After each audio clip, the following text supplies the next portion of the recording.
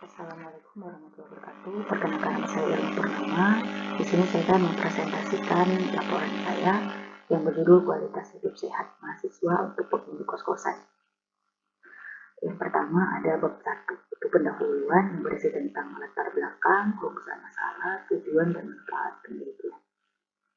Yang pertama adalah latar belakang masalah. Latar belakang masalah ini yaitu mahasiswa menjaga kebersihan dan manajemen waktu. Nah, yang kedua ada rumusan masalah. Berdasarkan latar belakang tadi, peneliti telah menentukan beberapa identifikasi masalah. Itu sebagai berikut. Bagaimana cara mahasiswa menjaga kesehatan selama tinggal di kos-kosan? Apa hanya dengan menjaga kebersihan kos-kosan? Sudah dikatakan menjaga kesehatan bagi penghuninya. Apa yang ketiga, ada apa hubungan manajemen waktu dalam menjaga pola makan, pola tidur bagi penghuni kos-kosan?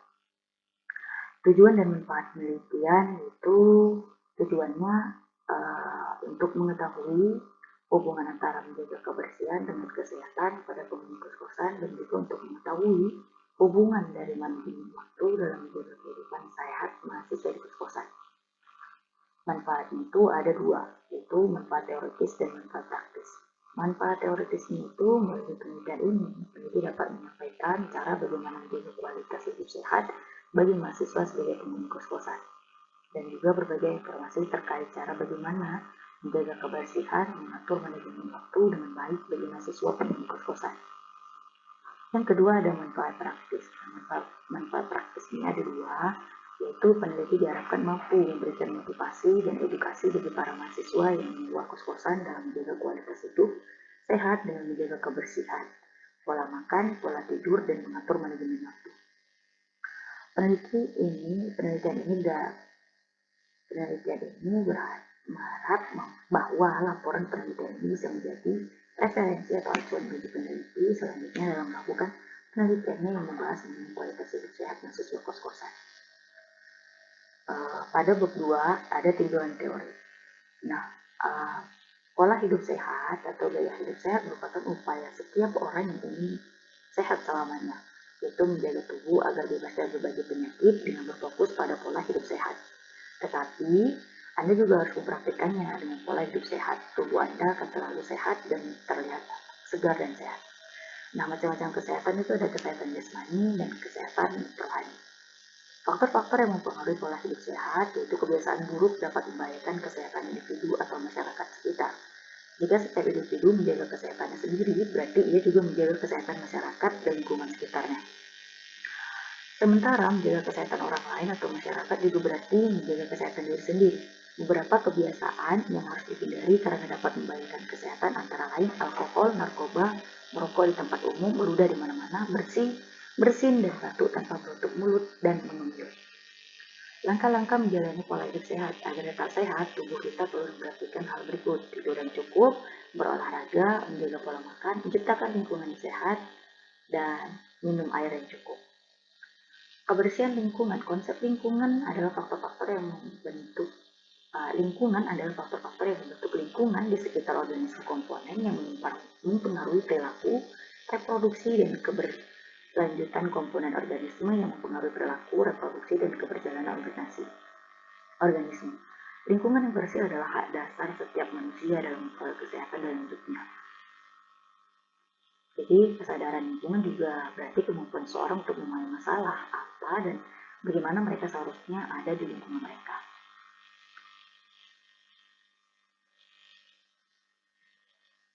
Konsep kebersihan. Kebersihan adalah upaya bagi manusia untuk mempertahankan diri dan lingkungan mereka dari segala sesuatu yang kotor dan keji untuk mewujudkan dan melestarikan kehidupan yang sehat dan nyaman. Nah, kebersihan adalah kondisi untuk realisasi kesehatan, dan sehat adalah salah satu faktor yang dapat memberikan kebahagiaan. Kebersihan lingkungan berarti keadaan bebas dari kotoran, termasuk di antara debu, sampah, dan bau. Lingkungan yang bersih dan sehat juga harus bebas dari bahan kimia berbahaya. Manfaat menjaga kebersihan lingkungan, yaitu terhindar dari penyakit yang disebabkan oleh lingkungan yang tidak sehat. Nah, lingkungan menjadi lebih dingin kalau kita menjaga kebersihan lingkungan, bebas dari polusi udara, air menjadi lebih bersih dan aman untuk diminum, lebih tenang dalam melakukan kegiatan sehari-hari. Di Indonesia, masalah kebersihan lingkungan selalu menjadi perdebatan dan mengembangkan masalah. Kasus tentang masalah kebersihan lingkungan setiap tahun terus meningkat. Masalah pada kebersihan lingkungan yang tidak kondusif karena masyarakat selalu tidak sadar akan kebersihan lingkungan. Dampak buruk dari tidak menjaganya kebersihan lingkungan. Ada banyak efek buruk yang dapat disebabkan oleh kondisi lingkungan yang tidak sehat, dan efek sampingnya sendiri dapat dikaitkan dengan banyak hal. Beberapa misalnya kebiasaan kebanyakan orang saat ini yang selalu menggunakan kendaraan, bahkan dalam bepergian yang relatif dekat telah menyebabkan polusi udara yang membuat udara di lingkungan sangat tidak sehat.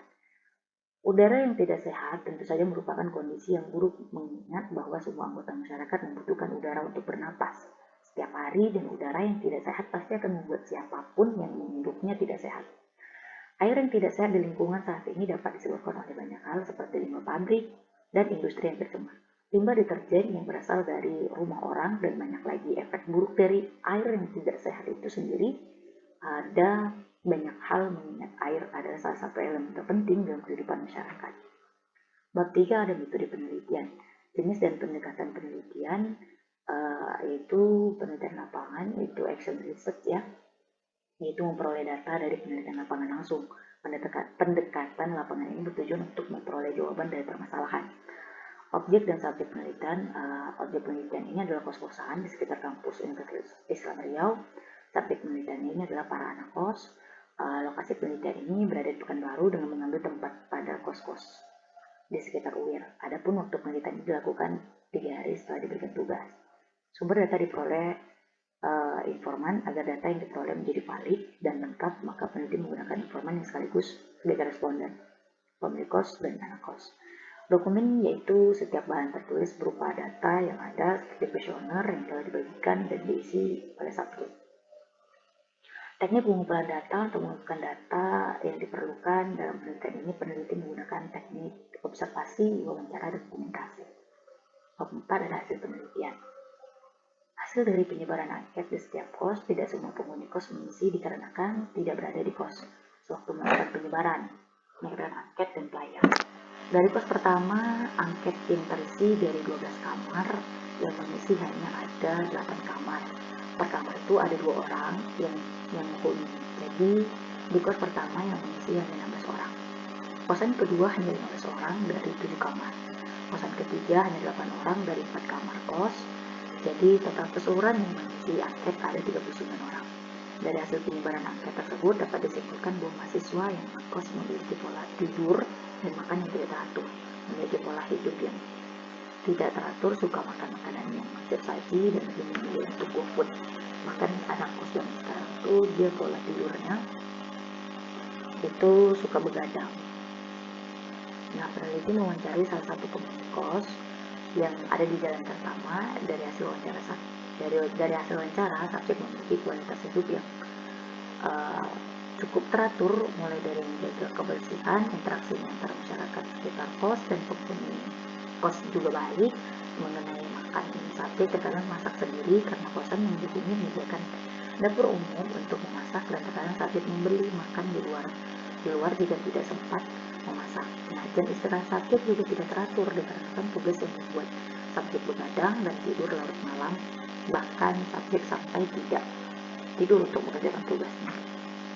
Nah, berikut verbatim wawancara penelitian, yaitu nama samarannya itu S, yaitu umurnya 22 tahun, jenis kelamin perempuan, pekerjaan dia sekarang mahasiswa. Nah, itu wawancara dilaksanakan hari Senin 13 Juni 2022 pukul 20 sampai 20.30. Itu via telepon WhatsApp, dikarenakan